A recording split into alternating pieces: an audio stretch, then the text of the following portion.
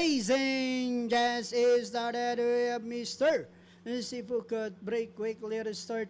Rushing up now on the outside is Tatler Story.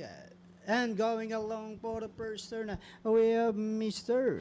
Sipukot mowing up to grab the lead by the rail. And on the outside now is number 12, and this one is Marengo.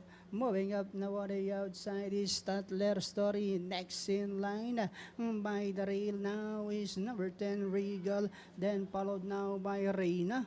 Margareta, My Star comes next, Golden Jaraywa. Moving up on the outside is a Shining Thunder together with Maki Boy. Then comes Kalangaman Island.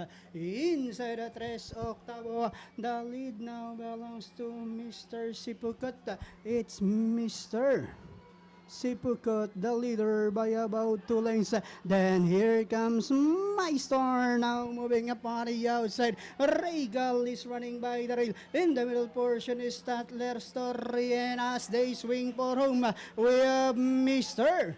Sipukot by about 3 lengths. Then here comes My Star now moving up on the outside, but it's still Mr. Sipukot. My Star, a Shining Thunder is running by the rail. Last 50 meters, it's all Mr. Sipukot, My Star. Then comes Shining Thunder, Regal.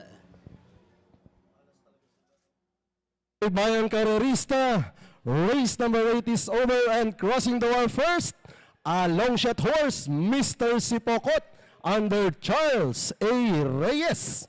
Doing an upset over number 3, My Star.